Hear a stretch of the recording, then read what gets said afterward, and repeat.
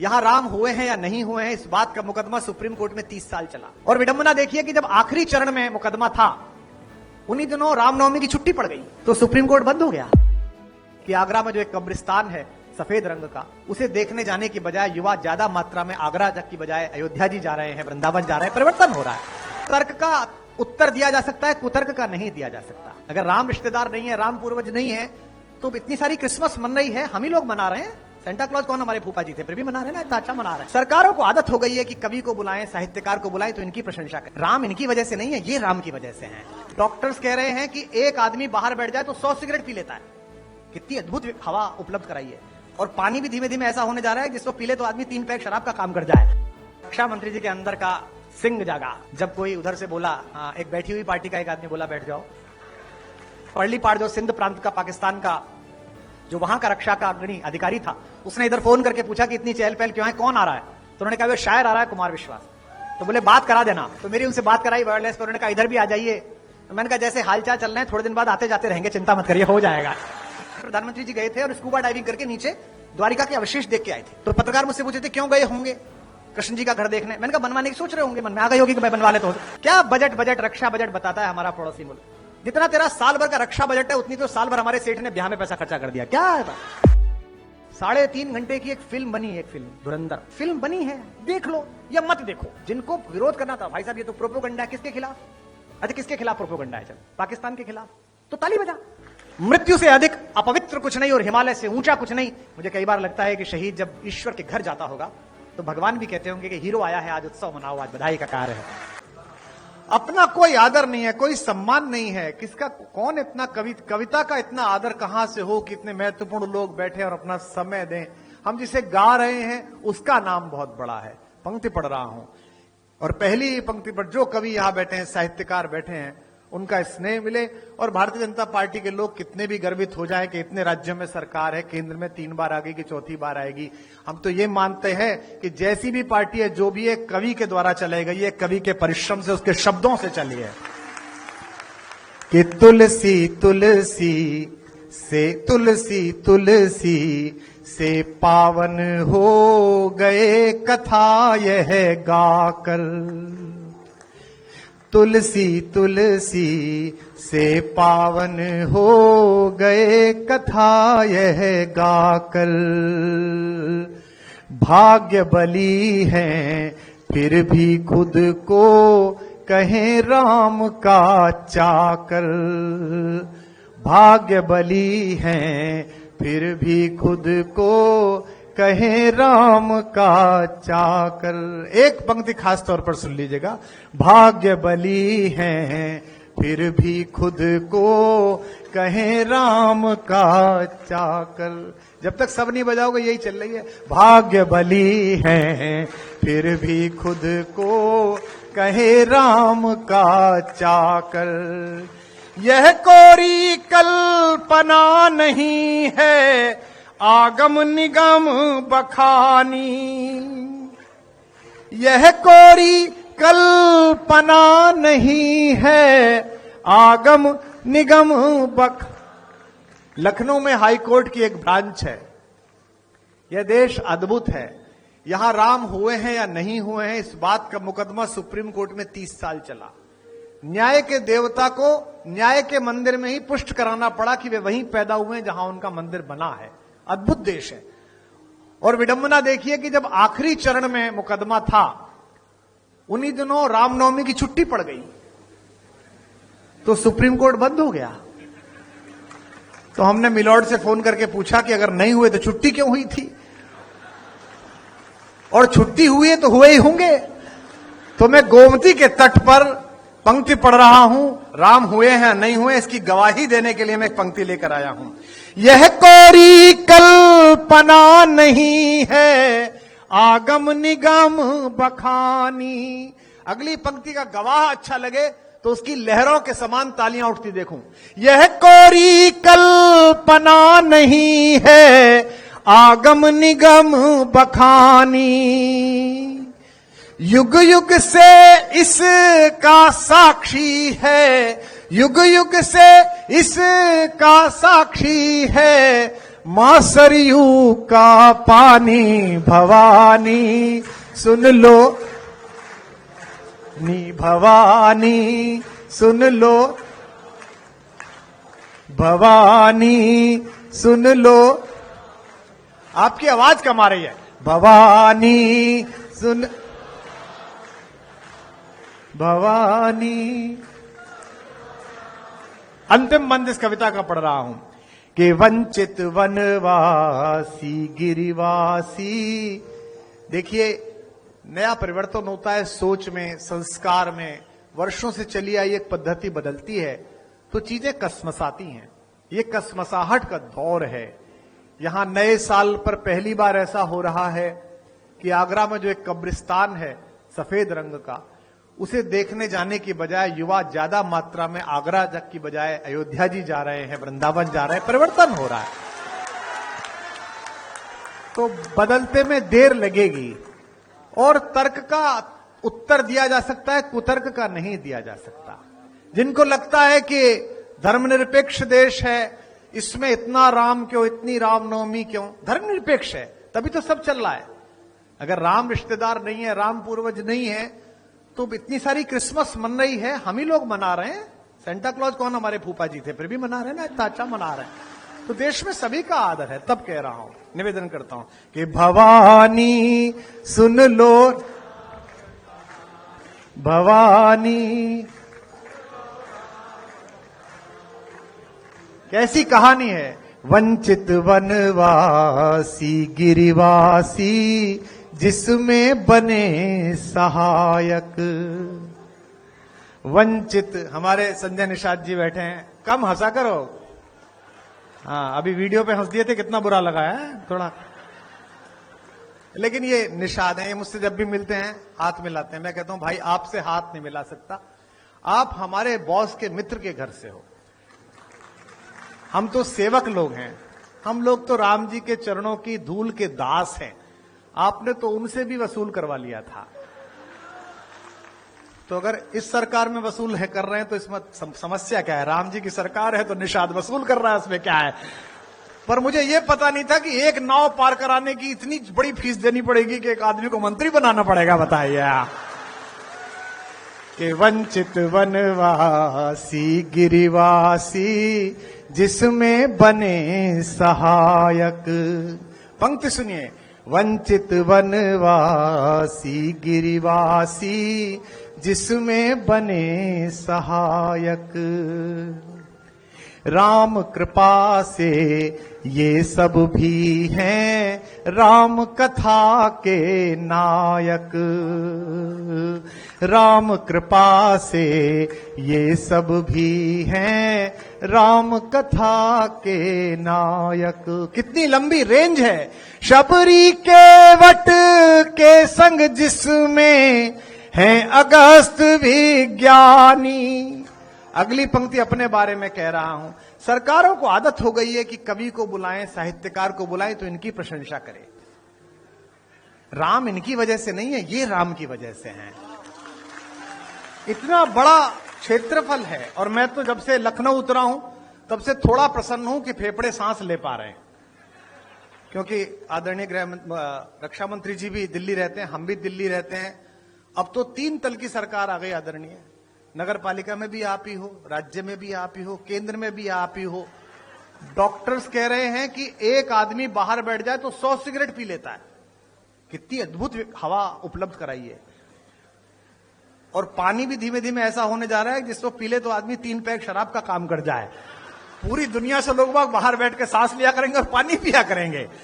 तो राम इतने विस्तृत है, इतने विस्तार है। मुझे लगता है कि राम का होने का मतलब है कि राम राज्य की स्थापना होना, जहां वायु शीतल हो, जहां जल शीतल हो, जहां आचरण शीतल हो, जहां व्यवहार शीतल हो। वंचित वनवासी गिरिवासी जिसमें बने सहायक। राम कृपा से ये सब भी हैं राम कथा के नायक। राम कृपा से ये सब भी हैं राम कथा के नायक। शबरी के वट के संग जिसमें है अगस्त विज्ञानी। अगली पंक्ति संभालना। शबरी के वट के संग जिसमें है अगस्त विज्ञानी, उसी कहानी की इस युग में, उसी कहानी की इस युग में मुझे मिली अगवानी। भवानी सुन लो राम कहानी, भवानी सुन, भवानी नी भवानी। रोज नई लगती है लेकिन है ये परम पुरानी। रोज नई लगती है लेकिन है ये, इसकी महिमा इसकी गरिमा,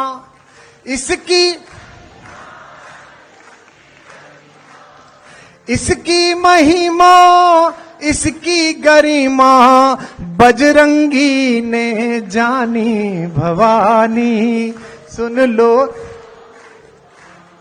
भवानी भवानी भवानी। आपकी तालियां कम है इसलिए सुनाने का मन नहीं कर रहा। एक कविता चलते चलते सुना देता हूं, इसलिए क्योंकि भारत के यशस्वी रक्षा मंत्री जी हैं और मेरे प्रति पिछले 3 दशकों से पुत्रवत स्नेह उनका रहा है। मैंने सदैव नीरज जी को, नीरज भाई को, पंकज जी को सदा ये कहा कि जितना लाड़ तुम पर है उतना ही मुझ पर है उनका सदैव। और वही अटल जी की छवि उनमें दिखती है, अभिभावक की छवि दिखती है। किसी भी दल का व्यक्ति हो, राजनेता अजात शत्रु होना चाहिए। जब आप सामने बैठे हुए व्यक्तियों को विरोधी की बजाय विपक्षी मानने लगते हैं तो संकट हो जाता है। मैंने तो पूरे लोकतांत्रिक जीवन में, विधानसभा में, राज्यसभा में भी आप इतनी कम आयु में रहे, मैंने तो पहली बार उन्हें क्रोध में देखा। इस बार जब कोई उधर से बोला, हाँ, एक बैठी हुई पार्टी का एक आदमी बोला बैठ जाओ, तो रक्षा मंत्री जी के अंदर का सिंह जागा। कहा कौन बिठाएगा हमें, तो पूरा सदन तालियों से गूंज उठा, तो एकदम आनंद जागृत हुआ। भारत जैसी, यार तुम सब कुछ करो, ये मैं जब खड़ा रहा हूं ना तो जिंदाबाद वगैरह मत करो यार। मेरे जीवन के 7 साल बर्बाद हुए इसी में, जिंदाबाद मुर्दाबाद। ये इनके लिए क्या करो ना, आदरणीय के लिए क्या करो, हमारे तो तुम वाह ताली कर दो बस, बहुत है, पर्याप्त आनंद हो जाएगा इसमें। केशव भैया आ गए हमारे, आइए केशव भैया आ जाइए, क्या बात है।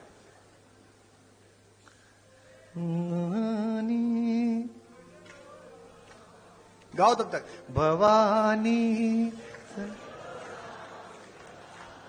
भवानी सुन लो राम कहानी, भवानी। एक बार जोरदार तालियां केशव भाई के लिए बजा दीजिएगा। इतने वर्षों का, इतने पत्रकार आए हैं आदरणीय आज माननीय जी, ये बेचारे हर प्रोग्राम में ऐसे में आते हैं ये संकेत पाने के लिए कि भाजपा में होगा क्या, और इनकी ऐसी पत्रकारिता ध्वस्त की है कि इन्हें पता ही नहीं चलता कि होगा क्या। एक तो मुझसे कह रहा था भाई साहब आपको सब पता रहता है। मैंने कहा क्यों? अच्छा, वो मुझसे पूछ रहा था राष्ट्रीय अध्यक्ष कौन बनेगा, ये बनेंगे ये बनेंगे। मैंने कहा कोई नवीन ही आदमी आएगा। तो अभी मुझे मिला, बोले भाई साहब आपको अंदाजा था, आपने बताया नहीं था मुझे। ये तो अद्भुत ही है, रात को सोने पे सुबह पता ही नहीं होता क्या होगा, क्या होने वाला है। एक गीत में सुनाता हूं, जो कि माननीय रक्षा मंत्री जी बैठे हैं। भारत की सीमाएं देखिए, हम कितना भी गाली दे लें इस देश को और कितनी भी आलोचना कर लें किसी पार्टी के हो, 75-80 वर्षों में एक चीज जो हमने सुरक्षित रखी है, केवल एक आपातकाल के अंधड़ के अलावा इस देश ने लोकतंत्र को सुरक्षित रखा है, लोकतंत्र यहां पर जिंदा है। हमारे आसपास का कोई देश पिछले 80 वर्षों में अपने लोकतंत्र को सुरक्षित नहीं कर पाया। जिनका टका हमारे बराबर पहुंचने वाला था रुपया, आज बांग्लादेश की हालत देख लीजिए। पाकिस्तान वालों को तो खुद को पता नहीं रहता कि सुबह कौन होगा। रात को आदमी सोता है, उसे पता ही नहीं होता कि सुबह मैं बचूंगा कि नहीं बचूंगा, क्या होगा। श्रीलंका में यही हाल हुआ, नेपाल में आपने देखा। लेकिन ये भारत है, चूंकि इसकी लोकतंत्र की मर्यादा की जो रीढ़ है वो अटल बिहारी वाजपेयी जैसे तपहपूत साधुओं के द्वारा, संतों के द्वारा रखी गई है। भारतीय सेनाओं ने इस बीच जो पराक्रम दिखाया ऑपरेशन सिंदूर के समय, मैं उसको समर्पित एक कविता विशेष रूप से निवेदन कर रहा हूं। क्योंकि रक्षा मंत्री जी यहां पर हैं, गृह मंत्री के नाते भी वो घूमते थे, और आज भी मैं भारत में जहां भी रक्षा पद्धति के आगे सैनिकों को कविता सुनाने जाता हूं, हर जगह उनका एक ना एक संस्मरण रक्षा मंत्री जी का होता है। अभी मैं जैसलमेर गया था बीएसएफ में, तो उन्होंने मुझसे कहा कि आपका कार्यक्रम हम ठाकुर साहब पॉइंट पे कराएंगे। तो मैंने उनसे पूछा कि ठाकुर साहब पॉइंट कौन सा है, तो देखा बहुत बड़ा सैंड ड्यून्स था, वहां उन्होंने शामियाना लगा रखा। तो मैंने तो ठाकुर साहब पॉइंट क्यों कहते हो, तो उन्होंने कहा कि जब राजनाथ जी रक्षा मंत्री थे तो मुनाबाओ वहां गए थे आप जैसलमेर के पास, और पड़लीपाड़ जो सिंध प्रांत का पाकिस्तान का जो वहां का रक्षा का अग्रणी अधिकारी था, उसने इधर फोन करके पूछा कि इतनी चहल पहल क्यों है, कौन आ रहा है। तो उन्होंने कहा वो शायर आ रहा है कुमार विश्वास। तो बोले बात करा देना। तो मेरी उनसे बात कराई वायरलेस पर, उन्होंने कहा इधर भी आ जाइए। तो मैंने कहा जैसे हालचाल चल रहे हैं, थोड़े दिन बाद आते जाते रहेंगे, चिंता मत करिए, हो जाएगा।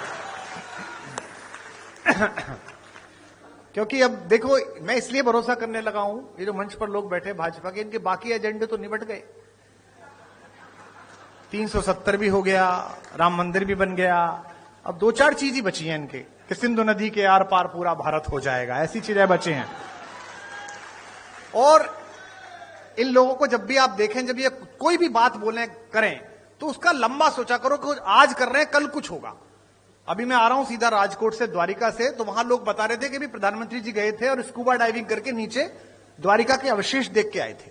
तो पत्रकार मुझसे पूछ रहे थे क्यों गए होंगे कृष्ण जी का घर देखने। मैंने कहा बनवाने की सोच रहे होंगे, मन में आ गई होगी कि भाई बनवा ले, तो हो सकता है वास्तु देखने गए हों कि भाई कैसे कैसे बनवाना है। तो एक गीत सुनाता हूं मैं। सीमा पर जो सिपाही लड़ता है वो केवल अपने हथियार से नहीं लड़ता, वो इस देश के 150 करोड़ लोगों की सद्भावनाओं, शुभकामनाओं और आश्वस्ति के सहारे लड़ता है, उनके भरोसे। आपकी तालियां कमजोर पड़ गई हैं, काफी देर से आप बैठे हैं 2 बजे से। तो मैं एक गीत आपको सुनाता हूं जो सीमा पे सिपाही लड़ता है उसका गीत, कि वो कौन सिपाही होता है जो मेरे और आपके लिए चुपचाप जाकर अपना प्राण दान कर देता है। और उस पर कई बार राजनीति जब मूर्खतापूर्ण टिप्पणी करती है तो गुस्सा भी आता है, कवि होने के नाते निवेदन कर रहा हूं, सुनिएगा। आपको तो सुना ही रहा हूं, विशेष रूप से रक्षा मंत्री जी को यह समर्पित कर रहा हूं कि है नमन उनको कि जो इस देह को अमरत्व देकर। इस गीत को संभाले रहिएगा, जो कि मैं इसे पूरा पढ़ कम पाता हूं, गला रुक जाता है नमन उनको कि जो इस देह को अमरत्व देकर इस जगत में शौर्य की जीवित कहानी हो गए हैं। और अगली पंक्ति पर पूरा हॉल गूंजे, हमें लगे कि हम इस जाते हुए साल में अपने सैनिकों के लिए अपनी शुभकामनाएं भेज रहे हैं कि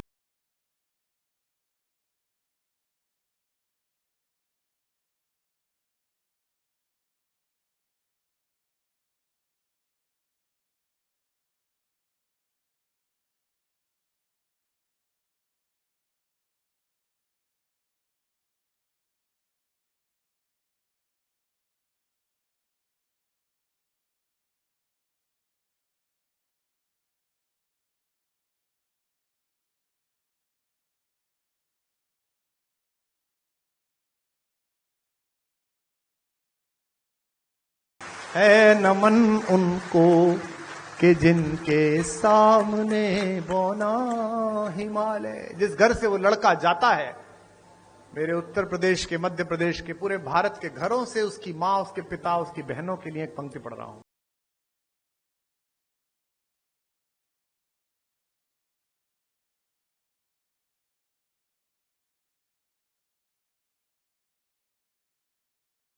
इस देश की रज तोल आई।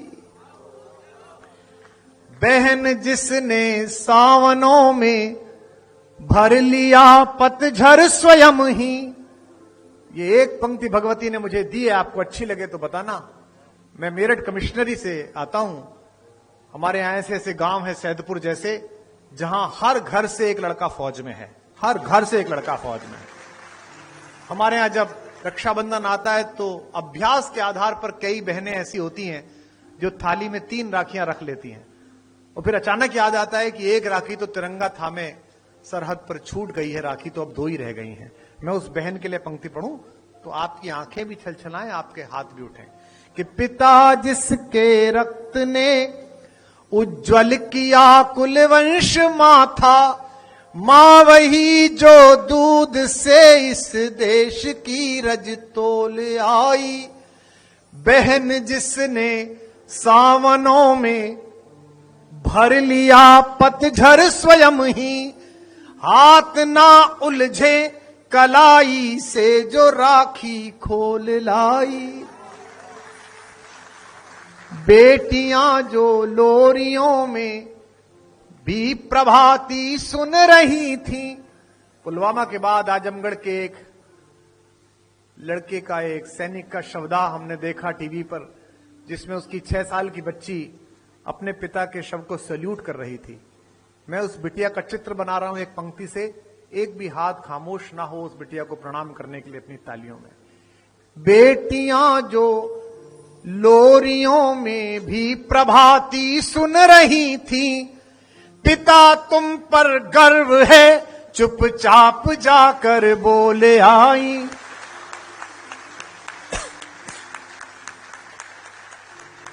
प्रिया जिसकी चूड़ियों में सितारे से टूटते थे, मांग का सिंदूर देकर जो उजाले मोल लाई।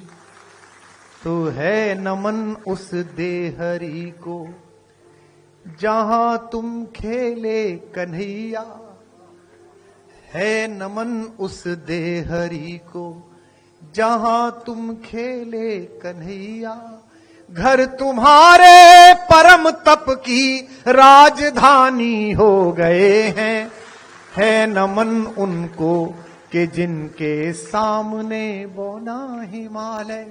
जो धरा पर गिर पड़े पर आसमानी हो गए हैं, है नमन उनको।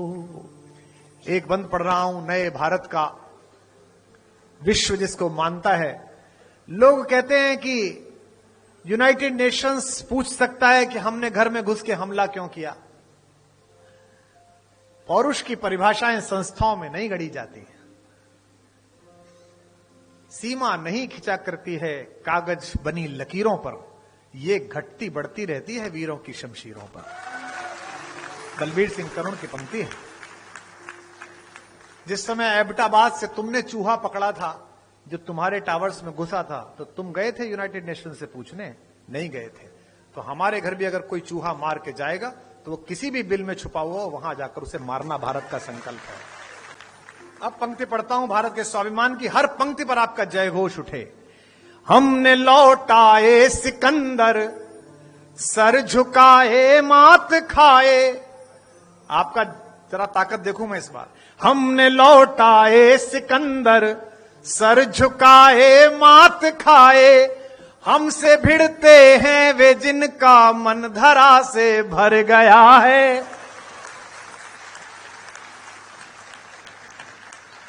जय घोष थोड़ा कम था, अगली पंक्ति पर बताना। हमने लौटाए सिकंदर। जब पुलवामा में थोड़ा तनाव बढ़ा तो वहां की एक पूर्व विदेश मंत्री हैं, ईश्वर की कृपा से बहुत सुंदर हैं। उसमें क्या है, मैंने अल्लाह के कारण थोड़ी कहा, ईश्वर के कारण कहा। तो उन्होंने लिख दिया ट्विटर पर कि जंग हुई तो मैं भी लड़ने जाऊंगी, मेरे नाना जी भी फौज में थे। मैंने एक छोटी सी बात पूछी थी, उसमें नाराज हो गई। मैंने उनसे पूछा था आपके नाना जी ढाका में पोस्टेड तो नहीं थे? हमने लौटाए सिकंदर, सर झुकाए मात खाए। हमसे भिड़ते हैं वे जिनका मन धरा से भर गया है। और अगली पंक्ति पर रक्षा मंत्री जी को बताना कि देश क्या सोच रहा है। जो आप सोचते हैं वो इन्हें करना पड़ता है, इसलिए कह रहा हूं। नर्क में तुम पूछना अपने बुजुर्गों से कभी भी, उनके माथे पर हमारी ठोकरों का ही बयां है।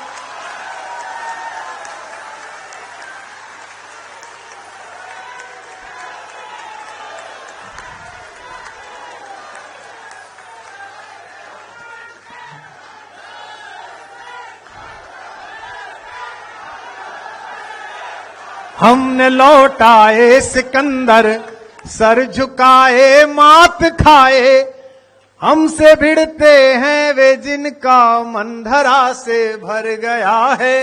नर्क में तुम पूछना अपने बुजुर्गों से कभी भी, उनके माथे पर हमारी ठोकरों का ही बयां है। भीख मिले हथियारों का रौब दिखाते हो। पंक्ति सुनिए। सिंह के दांतों से गिनती, क्या बजट रक्षा बजट बताता है हमारा पड़ोसी मुल्क। जितना तेरा साल भर का रक्षा बजट है उतनी तो साल भर हमारे सेठ ने ब्याह में पैसा खर्चा कर दिया। क्या है बात? नर्क में तुम पूछना अपने बुजुर्ग, जो दुनिया में बड़ा था उसको सबको नचाया भारत लाके। ये नया भारत है। नर्क में तुम पूछना अपने बुजुर्गों से कभी भी, उनके माथे पर हमारी ठोकरों का ही बयां है। सिंह के दांतों से गिनती, सीखने वालों के आगे शीश देने की कला में क्या अजब है, क्या नया है। और अगली पंक्ति पर इतना जयघोष हो कि जो मुख्यमंत्री जी ने कहा जगह छोटी है, अगली बार ये बड़े में कराना पड़े, इतना जयघोष अगली पंक्ति पर हो। सिंह के दांतों से गिनती, सीखने वालों के आगे शीश देने की कला में क्या अजब है, क्या नया है। जूझना यमराज से आदत पुरानी है हमारी, उत्तरों की खोज में फिर एक अभिनंदन गया है।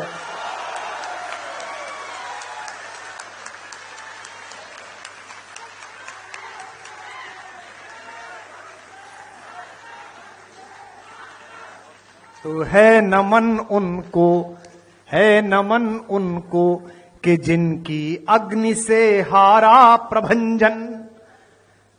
ये अटल जी की शब्द परंपरा का वाक्य है नमन उनको कि जिनकी अग्नि से हारा दिवाकर, काल कौतुक जिनके आगे पानी पानी हो गए हैं। है नमन उनको कि जिनके सामने बौना हिमालय। अंतिम नमन पढ़ रहा हूं, एक एक पंक्ति का नमन, एक एक पंक्ति की बातचीत आपको पता चल सके तो बताइएगा कि लिख चुकी है विधि तुम्हारी वीरता के पुण्य लेखे। कविता सुने और बताए, लखनऊ की शायरी सुनता है कि लिख चुकी है विधि तुम्हारी। 3.5 घंटे की एक फिल्म बनी, एक फिल्म धुरंधर। अच्छा भाई, फिल्म बनी है, देख लो या मत देखो, यही तो होगा भाई। फिल्म बनी है, देखो मत देखो। देखने वालों ने तो हल्ला नहीं मचाया, जिनको विरोध करना था भाई साहब ये तो प्रोपोगंडा है। किसके खिलाफ? अच्छा, किसके खिलाफ प्रोपोगंडा है? चल, पाकिस्तान के खिलाफ, तो ताली बजा। इस देश में कुछ लोगों को समझ में नहीं आती है, और ये लोग जो मंच पर बैठे हैं, जिस दल के अधिकांश हैं, ये इतने तेज लोग हैं, ये हर 5 दिन बाद प्रतिपक्ष को एक होमवर्क देते हैं। अच्छा, वो उठा के ले जाते हैं। अरे भाई, वो दे रहे हैं तो मत लो। वंदे मातरम के 150 साल मनाएंगे, 150। अब इन्होंने जब भारत माता की जय 2 बार बोला तो 3 बार बोल देता भाई। हाँ देखो, वो तब से बोल रहा है। मेरे को मिल गए थे एक दिन, मेरे को हैदराबाद की फ्लाइट पर लौटते में मिल गए, तो मेरी बगल की सीट पे थे। मैंने कहा भाई जी आपको प्रॉब्लम क्या है भाईजान? बोले देखिए कुमार साहब हमारे यहां नहीं है, हम नहीं बोल सकते। मैंने कहा क्या नहीं बोल सकते? बोले भारत माता की जय। मैंने कहा सुनाई नहीं दे रहा, थोड़ा जोर से बोलिए। बोले भारत माता की जय। मैंने कहा ये हवाई जहाज में आवाज खासा बहुत ज्यादा है, जरा थोड़ा जोर से बोलिएगा। तो बोले भारत माता की जय। मैंने कहा सो जाइए, बहुत लंबा रास्ता है। कि है ना कि लिख चुकी है विधि तुम्हारी, वीरता के पुण्य लेखे, विजय के उद्घोष गीता के कथन तुमको नमन है। 80 वर्ष हो गए हैं। शुरुआत तो हैजे के टीके ढूंढने में बीती, शुरुआत तो मलेरिया से लड़ने में बीती, शुरुआत तो सड़क बनाने में बीती। अब देश प्रगति कर रहा है, लोगों पर पैसा भी आ रहा है, धन भी आ रहा है, विदेश में जा रहे हैं। आदमी बड़ा हो जाता है, घर के बच्चे बड़े हो जाते हैं, तो पुरखों को तलाशता है कि वास्तविक पुरखे कौन थे, फोटो किसका चिपकाना था। अब फोटो चिपका रहे तो करे ये कहां से ले आए। कल उन्हीं 3 पुरखों के यहां पर बड़े बड़े प्रतिमा का अनावरण होना है, जिनको चिपकाना है, जो पहुंचने यहां तक तो समस्या आ रही है। और ये लोग तो इतने तेज है कि उन्होंने कांग्रेस कार्यालय के बाहर उनका एक पुरखा बिठा रखा था, सरदार पटेल, उसे उठा लाए। बोले क्योंकि अब हमसे बोले कि पटेल तो हमारा था। मैंने कहा तुमने बोला ही नहीं, तुम तो अपने नाना जी, पापा जी, मम्मी जी, चाची जी में लगे रहे। पटेल बाहर बैठे थे तो ले गए उठा के। और मैं तो इनसे कहता हूं, हमारे आदरणीय भूपेंद्र जी बैठे हैं, ये सब वैचारिक लोग बैठे हैं, राम रमापति जी बैठे हैं, गांधी जी को भी ले लो भाई। गांधी जी स्वदेशी भी कह रहे हैं, गांधी जी आयुर्वेद भी कह रहे हैं, गांधी जी गीता भी पढ़ रहे हैं, गांधी जी खादी भी पहन रहे हैं। सारा काम तो वो है जो आप कहते हो, सारा कुछ है। और वहां पूछ भी नहीं रहा कोई, उनके पास अपने ही 3 फर्जी गांधी पहुंचे तो वह असली उठा लो, उसमें क्या है। कि लिख चुकी है विधि तुम्हारी, वीरता के पुण्य लेखे। अद्भुत चल रहा है देश में। लिख चुकी है विधि तुम्हारी, वीरता के। अभी वो हमारे मुख्यमंत्री चले गए, उनको जाना था, बेचारे कह के गए। हमसे लोग कहते हैं कि आपको 5 भाषाएं आती हैं। मैंने कहा उत्तर प्रदेश के आदमी है। बोले वहां सबको आती है। मैंने कहा हमारे चीफ मिनिस्टर को सबसे ज्यादा आती है। बोले कैसे, वो कहां पढ़े। मैंने कहा आप उनके भाषण सुनो, वो खुद ही कहते हैं जो जिस भाषा में समझेगा, अब ज्यादा उन्हें आती है। लिख चुकी है विधि तुम्हारी, वीरता के पुण्य लेखे, विजय के उद्घोष गीता के कथन तुमको नमन है। एक एक नमन पर प्रणाम करिएगा। और आदरणीय रक्षा मंत्री जी ने जो संस्मरण सुनाए पूज्य अटल जी के, हमें भी सौभाग्य मिला। ये कुछ नहीं है जो आज की इनकी पार्टी और जो अटल जी की पार्टी थी, उसमें इतना अंतर है कि राम नीति से पार्टी कृष्ण नीति पर आ गई है। राम नीति आदरणीय रक्षा मंत्री जी इस मर्यादा की थी कि पार्लियामेंट में खड़े होकर प्रधानमंत्री जी ने कह दिया कि एक वोट लेकर अगर सरकार बचानी हो तो ऐसी वोट को बचाने से, मैं चिमटे से छूने से मना करता हूं। ये राम नीति थी। अब इनके यहां कृष्ण नीति आ गई है। कितने निषाद जी कितने प्रसन्न हैं। ये हैं राम राज्य वाले, लेकिन आए कृष्ण नीति वाले कोटे से ही हैं। ये लिख चुकी है विधि तुम्हारी, वीर। मैं पूरा प्रयास कर रहा हूं कि आज ऐसा कर जाऊं कि अगली बार से ब्रजेश ना बुलाएं। क्योंकि ये सब इनको मिल गया मैटर, जो खड़े बीच वाले हैं। भाजपा के वरिष्ठ नेताओं के सामने ही कुमार विश्वास ने ली चुटकी। तुम्हें और तो कुछ पता चल नहीं पाता कि राज्य में कौन अध्यक्ष बनेगा और प्रदेश में कौन बनेगा, तो यही सुन लो। लिख चुकी है विधि तुम्हारी, वीरता के पुण्य लेखे, विजय के उद्घोष गीता के कथन तुमको नमन है। पंक्ति सुनिएगा। बहन के विश्वास, भाई के सखा, कुल के सहारे, पिता के व्रत के फलित, मां के नयन तुमको नमन है। राखियों की प्रतीक्षा, सिंदूर दानों की व्यथाओ, देश हित प्रतिबद्ध यौवन के सपन तुमको नमन है। और अंतिम प्रणाम पर सब एक साथ प्रणाम करके विदा देना। राखियों की प्रतीक्षा, सिंदूर दानों की व्यथाओ, देश हित प्रतिबद्ध यौवन के सपन तुमको नमन है। कंचनी तन चंदनी मन, आह आंसू प्यार सपने, राष्ट्र के हित कर गए सब कुछ हवन तुमको नमन है। तो है नमन उनको। मृत्यु से अधिक अपवित्र कुछ नहीं और हिमालय से ऊंचा कुछ नहीं। लेकिन मैं उस शहीद, उस सैनिक के लिए इन दोनों को छोटा कर रहा हूं। हिंदी की कविता का एक छोटा सा विद्यार्थी आपने स्नेह दिया, इसलिए आपका बहुत आभार। मंच के इतने महनीय लोगों ने कृपा की स्नेहवत, उनका बहुत आभार। सुनिएगा कि है नमन उनको कि जिनको मृत्यु पाकर हुई पावन। मुझे कई बार लगता है कि शहीद जब ईश्वर के घर जाता होगा तो भगवान भी कहते होंगे कि हीरो आया है, आज उत्सव मनाओ, आज बधाई का कार्य है। ये है नमन उनको कि जिनको मृत्यु पाकर हुई पावन। काल कौतुक जिनके आगे, है नमन उनको कि जिनको, आप सब जुड़ जाना इस आखिरी पंक्ति पर, है नमन उनको कि जिनको मृत्यु पाकर हुई पावन।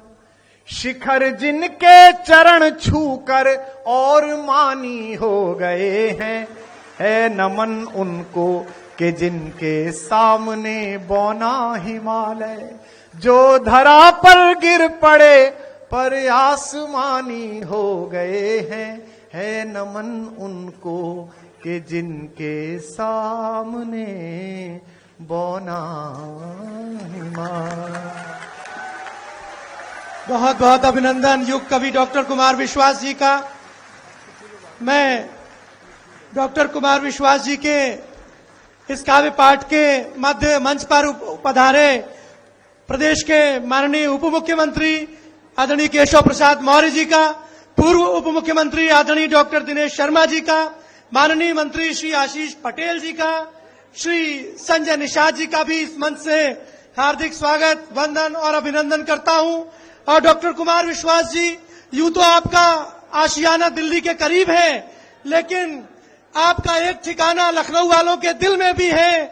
तो इस अंजुमन में आपको आना है बार बार, दीवारों दर को गौर से पहचान लीजिए। डॉक्टर कुमार विश्वास जी का ये हम सभी के मध्य ओजस्वी जो काव्य पाठ है, उसके लिए हम सभी से आग्रह करेंगे जो हमारे सैंड